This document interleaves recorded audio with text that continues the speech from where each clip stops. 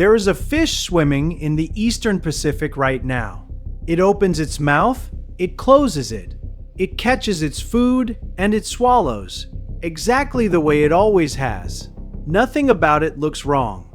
But the tongue inside that mouth is not a tongue. It is an animal. It is alive. It has eyes. They face out from between the fish's jaws, and it has been living there in that exact spot for years. The fish's real tongue is gone. Something else answers to the name now. This is the story of the only creature on Earth that eats an organ and then agrees to become it. Let's kill the wrong idea first, because you are already imagining it. This is not mind control. The parasite did not crawl into the fish's skull. It did not rewrite its instincts or steer it toward the dark. It did not take the fish's mind. It took the tongue's place. That distinction is the whole horror. There is no zombie here. There is no puppet. There is a normal fish, awake, in control of itself, hunting and feeding and living an ordinary life, with a foreign body clamped where its tongue used to be. The mind is untouched. Only the part is replaced. Keep that in your head, because everything that follows is stranger for being true. Here is how something takes the place of a living organ without ever taking the animal that owns it. It begins small, smaller than you'd want. The creature is an isopod, a crustacean, a distant cousin of the pill bugs that curl up under a wet stone in your garden. Its name is Cymothoa exigua, and it does not live just anywhere.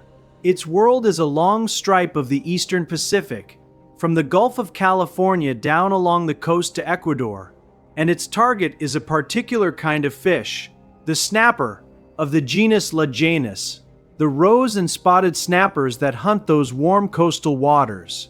When one of them passes, the parasite has its chance, because when it first finds a fish, it is a juvenile male.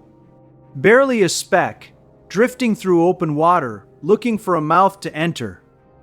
But it does not go for the mouth, not at first, and not the way you'd expect. It slips in through the gills. Think about that. It rides in on the same water the fish breathes, in through the slats behind the face, past the delicate filaments, into the one place the fish can never reach to scratch. Almost no one has ever seen this happen. The arrival is too small, too quiet, hidden inside a living animal in open water. By the time anyone finds the parasite, the entering is long over, and the taking has already begun. And there, in the wet dark behind the face, it stops. It holds on, and it waits, because it is not yet finished becoming what it needs to be. Cymothoa exigua is what biologists call a protandrous hermaphrodite. Read that slowly. It is born male, and it can turn female. When a young male settles inside a fish and finds no female already there, its body begins a long and deliberate rebuilding of itself. It grows, it transforms, and over time, it becomes female. And a female needs one specific address, not the gills, the mouth. She moves forward, out of the gill chamber, into the open cavity of the mouth, and she chooses her spot with terrible precision. The base of the tongue, that thick living muscle rooted to the floor of the jaw, fed by its own small artery, warm with blood. She sinks her legs in. 7 pairs of them, hooked and clinging, each one built to grip and never let go. And she settles down onto the tongue, like something settling in for the rest of its life. Because that is exactly what she is doing. Now the slow part begins. The patient part. She does not bite the tongue off. Nothing so crude. She feeds. She draws blood from the artery at the base of that muscle, the very vessel that keeps the tongue alive, drawing it down a little at a time, day after day, week after week, in a theft so gradual that the body it is happening to never sounds an alarm. This is the quiet violence of it. There is no wound the fish would notice, no single moment of injury, no clean cut it could flinch away from. There is only a muscle slowly losing its supply, cell by cell, going pale, going weak, dimming like a light on a fading current. The tongue is being severed from life without ever being cut. And all the while the parasite grows fatter, stronger, more anchored, drinking down the exact thing the tongue cannot live without. She is not killing the fish. As far as we can tell, the fish barely registers the change. She is only killing one part of it, and she is taking her time. Eventually, the tongue gives out. Cut off from its blood, the muscle withers. It shrinks, it atrophies until there is almost nothing left of it, and what remains dries back to a small stub at the floor of the mouth. The organ the fish was born with, the muscle it used to catch and hold every meal of its life, is simply gone. And here is the moment that makes this creature unlike almost anything else alive. Most parasites they steal blood, they steal food, they steal safety, and they leave the host poorer for it. This one does something else. It leaves a hole, a missing organ, an empty socket where a working part of a living animal used to be. And then, slowly, deliberately, it fills that hole with itself. She clamps down into the empty space. Her body, long and segmented and pale, settles into the exact position the tongue once held, rooted to that same stub, filling that same gap at the base of the mouth. And now something almost gentle happens, if you can call it that. The fish opens its mouth to feed. Food comes in, and the parasite's body is there, in the right place, at the right height, to press that food up against the roof of the mouth and hold it there, so the fish can swallow. She works like a tongue. She functions like a tongue. To the fish, in the only way that matters, she has become the tongue. Think about what that actually means. Not a growth, not a wound, not a tumor the animal drags around. A second creature, a whole separate life with its own eyes and its own legs and its own beating needs, sitting in the socket of a lost body part and doing that part's job, meal after meal, year after year.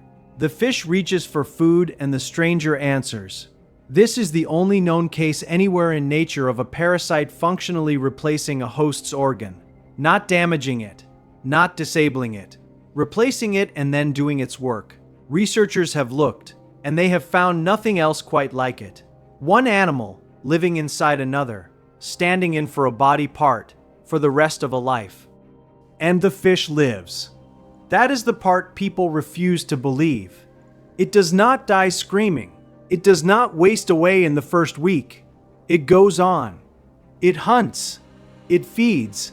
It uses the parasite's body the way it once used its own muscle, pressing each mouthful up to swallow.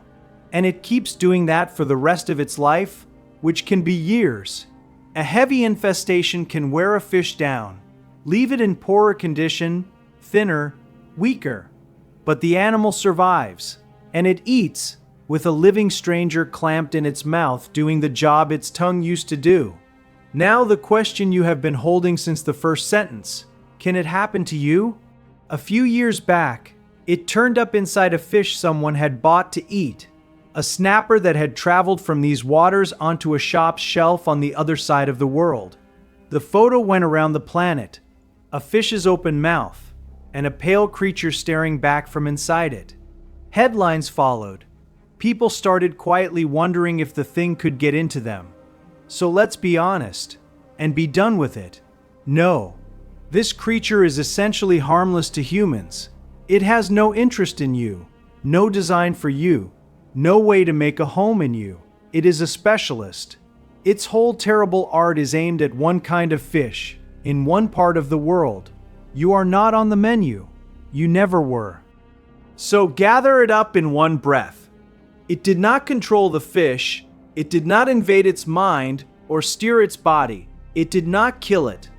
It entered through the gills as a small male, became female, and crept to the base of the tongue. It drank the blood that kept that tongue alive until the tongue withered and fell away. And then it did the thing nothing else does. It moved into the empty space, clamped down, and became the missing part. A hijacker that did not take the whole body. It took one piece of it, replaced that piece with itself, and simply stayed. For years, quietly, in plain sight. But one stolen tongue is a small crime. In the end, one body, one part. Next time, the hijacker does not take one body. It takes 100,000. There is an ant that marches into another colony, carries off the young by the tens of thousands, and raises them as slaves inside its own nest.